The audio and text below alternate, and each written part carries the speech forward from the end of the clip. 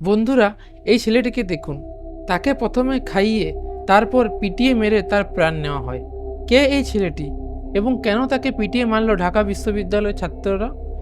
ছেলেটির নাম হলো তোফাজ্জল। যদি আমি নামের প্রোনাউন্সিয়েন্স ভুল করে থাকি তো আমাকে ক্ষমা করবেন। 18 সেপ্টেম্বর 2024 তারিখে তোফাজ্জলকে ঢাকা বিশ্ববিদ্যালয়ের ফয়জুল হক মুসলিম হলের ছাত্ররা পিটিয়ে হত্যা করে।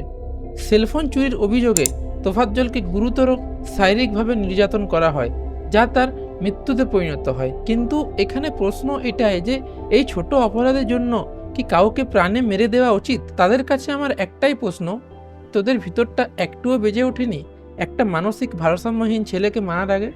তোরা জানোয়ার না অন্য কিছু? জানোয়ারদের মধ্যে একটু মনুষ্যত্ব বোধ থাকে, কিন্তু তোদের তো সেটাও নাই। আপনারা একবার এই ভিডিওটা দেখুন। ইনি হলেন সেই তোফাজ্জল যাকে নৃশংসভাবে মেরে ফেলা হয়। গত 13 আগস্ট থেকে 20 সেপ্টেম্বর 2024 অবধি এই 39 দিনে 21 জনকে পিটিয়ে হত্যা করা হয়। আসুন বন্ধুরা, এবার আমরা তোফাজ্জলের ব্যাকগ্রাউন্ড সম্পর্কে কিছু জানি।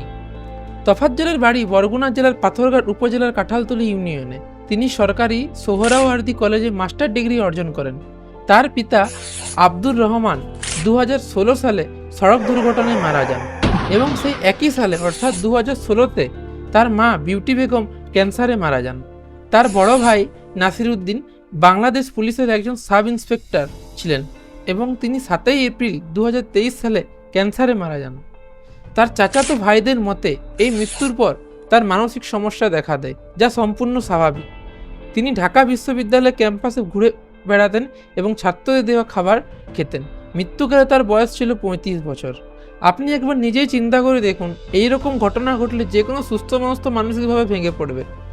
18 সেপ্টেম্বর 2024 তারিখে ক্রিকেট ম্যাচ চলাকালীন 6টি মোবাইল চুরি ঘটনা ঘটে। ঢাকা বিশ্ববিদ্যালয়ের শিক্ষার্থীরা তোফাজ্জলকে আটক করেছিল। তোফাজ্জলকে ফয়জুল হক মুসলিম হলে নিয়ে যাওয়া হয়, সেখানে তাকে শারীরিক নির্যাতন করা হয়। ছাত্ররা ক্রিকেট ব্যাট ও স্ট্যাম্প ব্যবহার করে তাকে আঘাত করে এবং এর কিছুক্ষণ পরে তোফাজ্জলকে ক্যান্টিন থেকে খাবার সরবরাহ করা হয়। কিন্তু তার খাওয়া শেষ করার পরে এক্সটেনশন বিল্ডিংয়ে গেস্ট রুমের থেকে আবার মারতে থাকে। মানে একবার চিন্তা করে দেখুন যে তাকে মারার জন্য তাকে আবার খেতে দেওয়া হয়। আবার খাবার খেতে খেতে তাকে জিজ্ঞাসা করা হয়েছিল যে ভাই খাবার কেমন হয়েছে? উনি বলেছিলেন যে আল্লাহর দোয়াতে খুব ভালো হয়েছে। ক্রমাগত মারতে থাকার ফলে তার পায়ের মাংসপেশি খুলে যায়। শিক্ষার্থীরা তোফাজ্জলের আত্মীয় স্বজনের সাথে যোগাযোগ করে টাকার দাবি করে। একটি প্রক্টর দল ঘটনাস্থলে পৌঁছালেও তোফাজ্জলকে তাৎক্ষণিক মুক্তি নিশ্চিত করতে পারেনি। তোফাজ্জলের অবস্থার অবনতি হলে তাকে প্রক্টরদের কাছে হস্তান্তর করা হয়, যারা তাকে ঢাকা মেডিকেল কলেজে ও হাসপাতালে নিয়ে গেলে সেখানে চিকিৎসকরা তাকে মৃত বলে ঘোষণা করে।